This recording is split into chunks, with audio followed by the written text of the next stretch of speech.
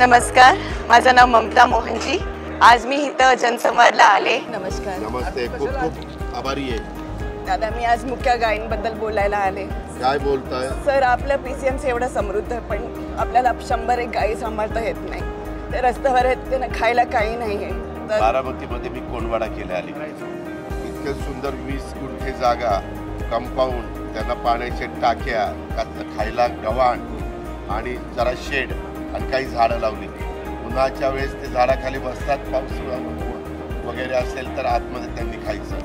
कोंडवाडा केला पाहिजे ना। इमर्जन्सी, त्यांना बसायला जागा नाही, खायला जागा नाही। तसं नाही ताई, एक मिनिट, तुम्ही भावनिक होऊ नका, आपल्याला प्रश्न सोडवायचा आहे। हे म्हणतात हे बेवारस आहेत, म्हणजे जनावर बेवारस जनावर असल्यामुळं ते कुठेही बसतात, ट्रॅफिकलाही अडचण होते।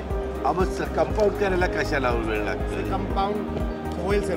माझं म्हणणं आहे, करायचं म्हणणं तर शेखर सिंग 1 जानेवारीला तिथं ते सुरू करा, नवीन वर्षात।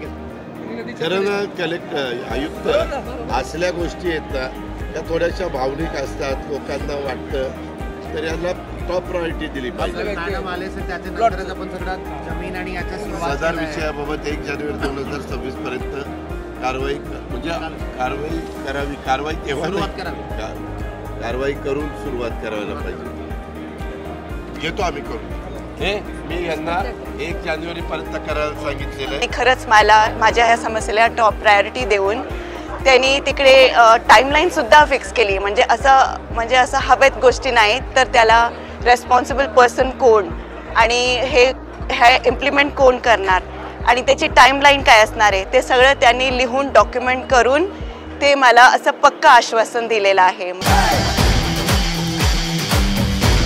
महाराष्ट्रवादी रे।